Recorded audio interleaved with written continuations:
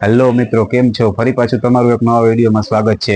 શું તમારે દોરા પાઇપિંગ તમને બનાવતા નથી આવડતી? શું તમારે દોરા પાઇપિંગ શીખવી છે?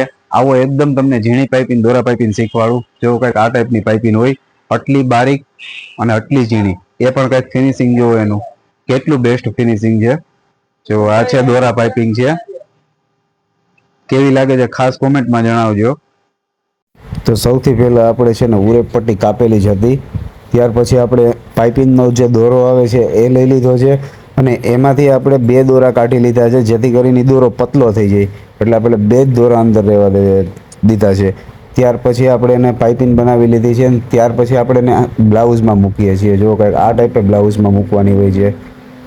જો ક્યાં સિલાઈ લાગે છે ખાસ કરીને જો સિંગલ ચાપથી મૂકવાની હોય છે, કેમ કે સિંગલ ચાપ વગર આ પાઇપિંગ થાય નહીં. એટલે સિંગલ ચાપ તમારે ખાસ જોશે. જો ન હોય તો તમે ચાપ લઈ લેજો. ખાસ કરીને એક્ઝેક્ટ ધાર ઉપર જ લાગવી જોઈએ. એક અડધી ચાપ આપણી જેટલી છે એટલું જ સિલાઈનું દબાણ રહેવું જોઈએ. જો પેલા કંઈક બ્લાઉઝમાં જ મૂકી દેવાની છે. એકદમ ધાર ઉપર જ લાગવી જોઈએ, નકર જો આડાવડી થશે તો નહીં મજા આવે. ત્યાર પછી આપણે ઉરેપ પટ્ટી કોટનની લઈ લેવાની છે, મતલબ જે બ્લાઉઝનું કપડું મેચિંગ હોય એ.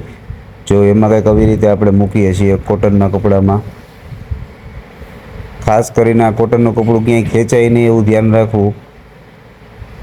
જો આ ક્યાંય ખેંચાઈ જશે તો બ્લાઉઝનું ગળું ખેંચાઈ જશે. એટલે આ કપડું એકદમ હળવું જ પકડવું. કંઈક આ ટાઈપથી જ મૂકવાનું હોય. જો એ પટ્ટી મુકાઈ ગઈ છે, ઉરેપ પટ્ટી કહેવાય એને. ત્યાર પછી એને આપણે એકદમ મસ્ત નખ મારીને બેસાડી દેજો. પ્રેસ કરવી હોય તો તમે પ્રેસય કરી શકો. ત્યાર પછી પાછો એક આપણે ફોલ્ડ કરવાનો છે આવી રીતે, મતલબ વાળવાનું છે. જો પછી એકદમ ધાર ઉપર જ સિલાઈ આવવી જોઈએ. આગળનો ભાગ કરી દો. ત્યાર પછી આ વધારાનું પાછળની સાઈડ હોય એ આવી રીતે કાપી નાખવાનું છે. કાપવામાં ધ્યાન રાખવું, બ્લાઉઝ ના કપાઈ જાય. આવી રીતે કાપવાનું છે. ત્યાર પછી એ કપાઈ જાય પછી આપણે આવી રીતે ફાક મારવાની હોય છે. જો કંઈક ફાક આવી રીતે મારીએ છીએ, મતલબ હાથ સિલાઈ આપણે વ્યવસ્થિત આમાં કરી શકીએ. જો હવે આવશે એમાં હાથ સિલાઈ અને કંઈક જો કેવું ફિનિશિંગ લાગે છે ને એ ખાસ કોમેન્ટમાં જણાવજો. પાછા મળજો એક નવા વિડીયો સાથે. ત્યાં સુધી આવજો. જો ચેનલ ઉપર નવા હોય તો સબસ્ક્રાઈબ કરવાનું ખાસ ના ભૂલતા.